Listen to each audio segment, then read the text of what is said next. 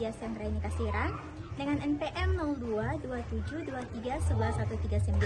Saya merupakan mahasiswi semester 3 dari kelas 3A Universitas Hairun Kota Ternate, Fakultas Ekonomi dan Bisnis, Prodi Akuntansi. Nah, jadi di video kali ini saya akan membahas materi tentang optimalisasi infrastruktur dalam industri perbankan syariah di Indonesia di era digital. Permisi Kak, kalau kalian Kakak siapa? Sakinah. Oke Kak, jadi di sini saya meminta waktu Kakak sebentar untuk mewawancarai materi terkait dengan tugas saya. Yang dimana pertanyaan pertama, bagaimana pengalaman Kakak melakukan transaksi di JNT? Oke, untuk JNT ya lumayan lah, karena yang pertama tuh namanya estimasi pengerimanya itu yang awalnya seminggu bisa jadi lebih dari seminggu gitu. Oke, jadi pertanyaan yang kedua, bagaimana pengalaman yang harus terpaksa menerima biaya ongkir? Kalau untuk itu tidak ada. Oke, pertanyaan selanjutnya yaitu segi keamanannya, apakah packingannya kurang rapih atau bagaimana? Iya, untuk packingannya ada sebagian yang kurang rapi, bahkan untuk barangnya itu di dalamnya sudah rusak.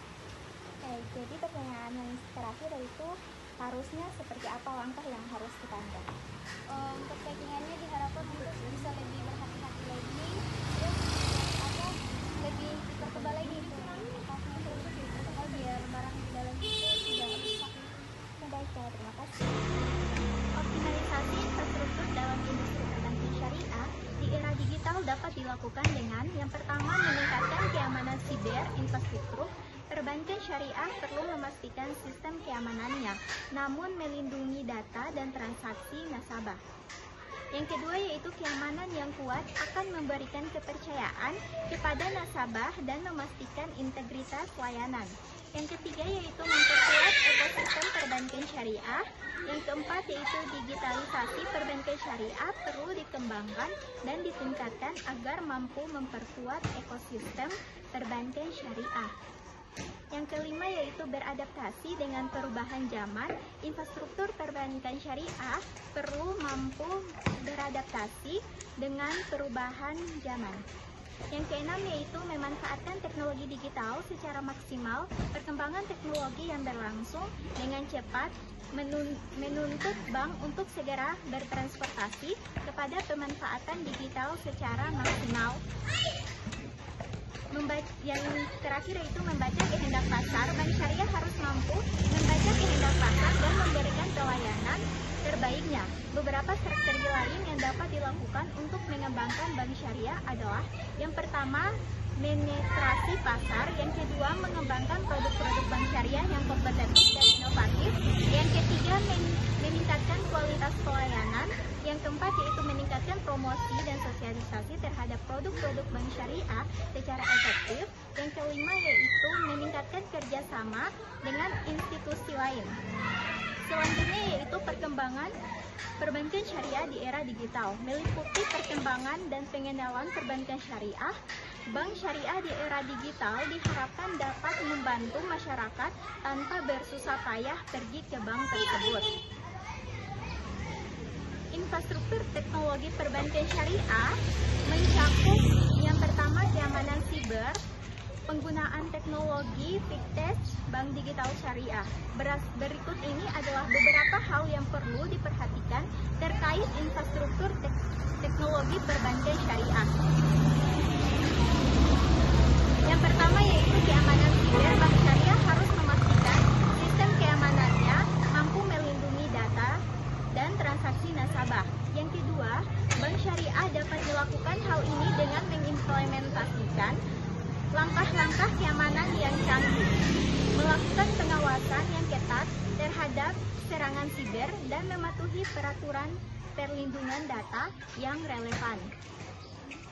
Yang kedua yaitu teknologi fintech. Perbankan syariah dapat memanfaatkan teknologi fintech untuk meningkatkan efisiensi dan inklusi keuangan.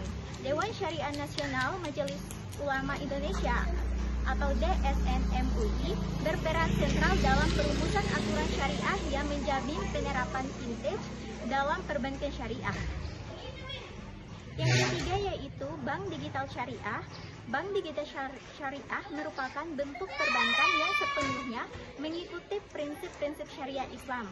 Transaksi di bank digital syariah dapat diakses melalui platform internet. Regulasi yang mendukung adalah faktor penting dalam optimalisasi infrastruktur. Bank syariah harus mematuhi aturan yang ditetapkan oleh otoritas keuangan. Kebijakan yang jelas membantu dalam pengembangan infrastruktur yang sesuai dengan prinsip syariah. Selanjutnya yaitu regulasi perbankan syariah di Indonesia. Diatur dalam Undang-Undang Nomor 21 Tahun 2008. Undang-undang ini mengatur prinsip syariah yang digunakan, definisi, dan demokrasi ekonomi. Beberapa tantangan yang dihadapi perbankan syariah di Indonesia antara lain: yang pertama yaitu kurangnya pemahaman masyarakat terhadap prinsip dasar dan produk-produk perbankan syariah. Yang kedua yaitu keterbatasan produk dan layanan. Yang ketiga yaitu keterbatasan jaringan dan kantor cabang. Yang keempat yaitu minimnya informasi yang benar tentang perbankan syariah. Yang kelima yaitu resiko kepatuhan syariah. Yang keenam yaitu resiko pembiayaan. Yang ketujuh yaitu risiko imbal hasil. Yang kedelapan yaitu risiko investasi. Untuk mengatasi tantangan-tantangan tersebut, perbankan syariah dapat meningkatkan pemahaman masyarakat tentang perbankan syariah, memperluas jaringan dan kantor cabang, meningkatkan infrastruktur teknologi, informasi, meningkatkan kualitas laporan keuangan. Selanjutnya yaitu inovasi layanan perbankan syariah. Inovasi layanan perbankan syariah meliputi berbagai hal, seperti yang pertama yaitu penggunaan aplikasi mobil dan platform perbankan online. Yang kedua, pemasaran melalui media sosial. Yang ketiga yaitu integritas teknologi digital AI dan internet of things, inovasi produk yang menyediakan beragam pilihan. Yang keempat yaitu memperluas jangkauan pada masyarakat. Inovasi-inovasi tersebut dilakukan untuk meningkatkan efisiensi operasional, memberikan keamanan bagi nasabah, dan meningkatkan kesadaran masyarakat terhadap produk-produk syariah. Berikut ini ada beberapa contoh inovasi layanan perbankan syariah. Yang pertama yaitu aplikasi mobil yang memungkinkan nasabah untuk melakukan transaksi dengan mudah, seperti mengisikan saldo, pembayaran, dan transfer dana. Yang kedua yaitu pembayaran melalui media sosial seperti Instagram dan Facebook. Yang ketiga yaitu fitur pembukaan rekening yang dapat dilakukan di aplikasi BSI Mobil. Yang keempat yaitu inovasi produk dan layanan perbankan syariah juga harus mempertimbangkan faktor risiko manajemen untuk minimalisasi exposure atau kerugian. Selanjutnya itu pengalaman nasabah perbankan syariah, meliputi kepuasan nasabah terhadap pelayanan bank syariah, produk-produk yang ditawarkan bank syariah, hubungan antara nasabah dan bank syariah. Berikut ini beberapa hal yang dapat menjadi faktor kepuasan nasabah terhadap pelayanan bank syariah. Produk yang membantu nasabah dalam mengelola keuangan, usaha, atau berinvestasi, kualitas pelayanan yang baik, rasa aman dan nyaman, faktor ketenangan akan risiko, layanan karyawan, dan layanan karyawan. Selanjutnya yaitu vintage adalah perusahaan yang menggabungkan layanan jasa keuangan dengan teknologi. Beberapa jenis vintage yang sering digunakan masyarakat adalah crowdfunding, microfinancing, digital payment system, market compression, dan P2P lending service. Selanjutnya yaitu kita masuk ke kolaborasi dengan vintage. Meliputi yang pertama, tujuan kolaborasi perbankan dan vintage adalah untuk menciptakan layanan terbaik bagi masyarakat sambil menjaga keamanan. Yang kedua yaitu kolaborasi perbankan dan vintage dapat menggabungkan keahlian untuk menjangkau penggunaan lebih luas. Dan yang ketiga yaitu kolaborasi perbankan dan vintage dapat meningkatkan kemampuan inovasi, teknologi, dan performa bisnis. Keempat yaitu kolaborasi perbankan dan fintech dapat meningkatkan inklusi keuangan di Indonesia. Yang kelima yaitu kolaborasi perbankan dan fintech dapat mempermudah akses keuangan bagi pelaku UMKM. Yang keenam yaitu kolaborasi perbankan dan fintech dapat memperluas ekosistem digital. Yang ketujuh yaitu kolaborasi perbankan dan fintech dapat mempercepat dan memperluas mobile banking function yang ada di bank. Yang kedelapan yaitu kolaborasi perbankan dan fintech dapat mengurangi investasi di bidang kapital. Yang kesembilan yaitu kolaborasi perbankan dan fintech dapat menjadi peluang bagi perbankan untuk masuk ke segmen UMKM yang lebih luas lagi. Selanjutnya yaitu tantangan yang dihadapi perbankan syariah di era digital. Yang pertama yaitu persaingan ketat. Persaingan dengan bank konvensional yang lebih dulu transportasi digital sangat sengit. Yang kedua yaitu literasi digital. Banyak masyarakat, terutama generasi tua, masih kurang memahami teknologi digital dan produk perbankan syariah berbasis digital. Yang ketiga yaitu infrastruktur. Keterbatasan infrastruktur teknologi informasi di beberapa daerah menjadi kehambatan dalam pengembangan layanan digital.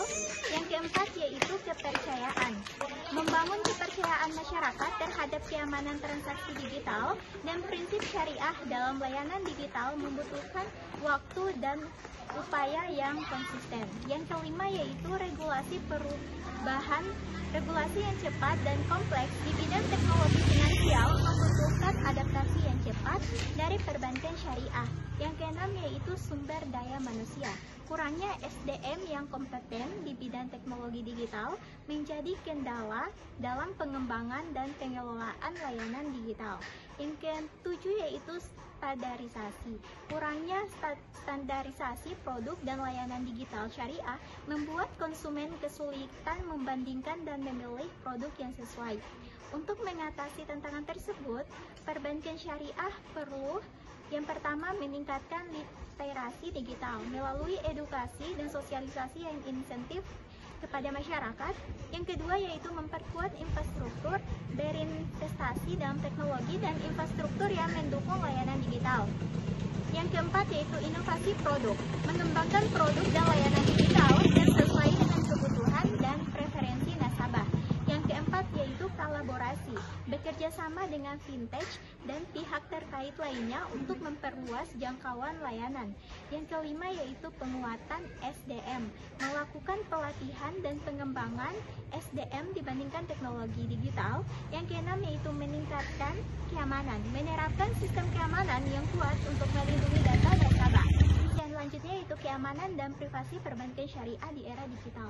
Tantangan di era digital, perbankan syariah seperti sektor keuangan lainnya menghadapi tantangan unik di era digital, yang dimana yang pertama yaitu keamanan data.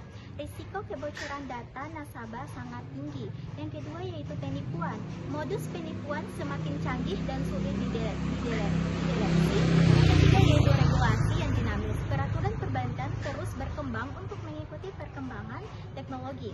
Yang keempat yaitu kepercayaan nasabah. Kepercayaan nasabah terhadap transaksi digital perlu terus dibangun. Upaya peningkatan keamanan dan privasi untuk mengatasi tantangan tersebut, perbankan syariah melakukan beberapa upaya untuk menghadapi tantangan tersebut, yang dimana yang pertama yaitu teknologi keamanan, ekspresi data melindungi data nasabah dari akses tidak sah. Yang selanjutnya autentisasi dua faktor, menambah lapisan keamanan pada login. Yang selanjutnya yaitu deteksi ancaman, mencegah serangan siber. Selanjutnya yaitu pendidikan nasabah, meningkatkan kesadaran nasabah akan risiko keamanan siber, memberikan tips menjaga keamanan data pribadi, kerjasama dengan regulator. Selanjutnya yaitu memastikan kepatuhan terhadap regulasi yang berlaku, berkontribusi dalam pengembangan regulasi yang lebih kompetitif. Pengembangan produk dan layanan, menawarkan produk dan layanan yang aman dan mudah digunakan. Memanfaatkan teknologi baru untuk meningkatkan keamanan. Prinsip syariah dalam keamanan siber. Prinsip syariah seperti amanah, keadilan, dan transparansi juga perlu diterapkan dalam pengelolaan keamanan siber. Ini berarti perkembangan syariah harus Yang pertama harus menjaga amanah, melindungi data nasabah sebaik mungkin. Yang kedua, bersikap adil, memberikan perlindungan yang sama kepada semua nasabah. Yang ketiga, menjaga transparansi, memberikan informasi yang jelas kepada nasabah mengenai keamanan data. Demikian video dari saya, semoga dengan video ini banyak memberikan manfaat bagi banyak orang. Terima kasih sudah menonton, jangan lupa like, comment, share, and subscribe. Bye-bye.